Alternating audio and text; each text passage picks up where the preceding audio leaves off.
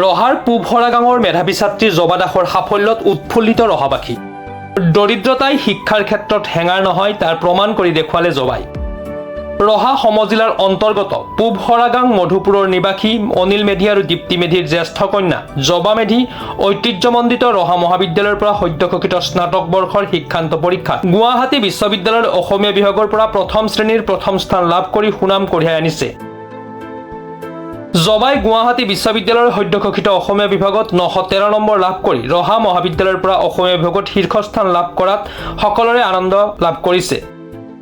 প্ৰথমতে আপোনালোক সকলোকে মই ধন্যবাদ জনাইছো মোক এই সন্মানৰ উপযোগী বুলি ভবাৰ বাবে।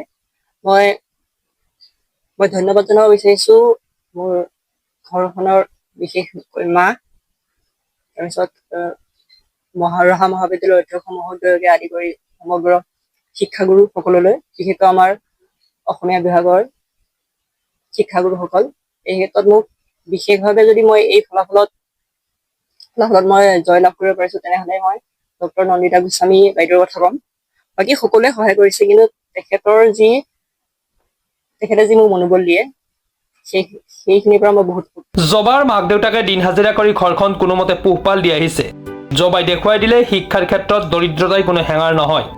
শৈক্ষিক, সাংস্কৃতিক আৰু উন্নয়নৰ ক্ষেত্ৰত আগবঢ়োৱা একমাত্ৰ অনুষ্ঠান পূব-হৰা গাঁও ববৰাতি মধুপুৰ ৰঙালী বিহু উৎসৱ উদযাপন সমিতি, পূব-হৰা গাঁও সেউজ সাধনা শিল্পী সমাজ আৰু শুভাকাংক্ষীসকলে জবাৰ গৃহলৈ গৈ উষ্ম আদৰণি জনাইছে। কাৰণ এনে সাফল্যই গাঁওখনলৈ গৌৰৱ কঢ়িয়াই অনাত অতিশয় আনন্দিত। গাঁওখনৰ বাবে এক গৌৰৱৰ প্ৰতীক, লগতে নতুন প্ৰজন্মৰ বাবে এক আদৰ্শৰ স্বৰূপ। জবাৰ সাফল্যত ৰহাৰ বিভিন্ন দল সংগঠনৰ লগতে ৰহা মহাবিদ্যালয়ৰ সমূহ শিক্ষক কৰ্মচাৰীবৃন্দৰ লগতে বহু গণ্যমান্য ব্যক্তি আৰু শিক্ষক শিক্ষয়িত্ৰীয়ে উচ্চ প্ৰশংসা কৰে। ইতিমধ্যে আপোনালোকে গম পাইছে যে সদ্যঘোষিত 2026 বৰ্ষৰ গুৱাহাটী বিশ্ববিদ্যালয়ৰ ষষ্ঠ ষান্মাসিক পৰীক্ষাৰ ফলাফলত আমাৰ মহাবিদ্যালয়ৰ অসমীয়া বিভাগৰ এগৰাকী ছাত্ৰী অধিক কৃতিত্বৰ উত্তীৰ্ণ হৈছে।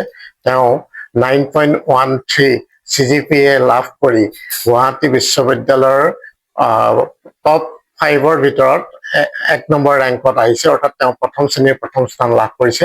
নিঃসন্দেহে আমাৰ মহাবিদ্যালয়, আমাৰ অঞ্চল, আমাৰ অসমীয়া বিভাগ সকলোৰে কাৰণে এইটো এটা গৌৰৱৰ বিষয়। ছাত্ৰীগৰাকীৰ মেধাৰ আমি উমান পাইছিলো, সেইমতে বিভাগৰ তৰফৰ পৰা তেখেতক বিশেষ যত্ন লোৱা হৈছিলে আৰু শেষত তেখেতে এই ফলাফল অতি উন্নতৰে প্ৰদৰ্শন কৰিছে।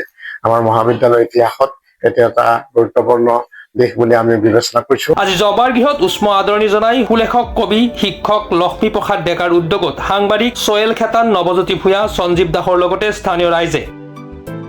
মহাবিদ্যালয়খনৰ অধ্যক্ষ ডক্টৰ বেদ কুমাৰ চলিহাই জবাৰ সাফল্যত আনন্দিত লাভ কৰাৰ লগতে অনাগত সময়ত শিক্ষাৰ ক্ষেত্ৰত জবাক সকলো ক্ষেত্ৰত সহায় কৰাৰ কথা অৱগত কৰে সংবাদ মাধ্যমৰ আগত।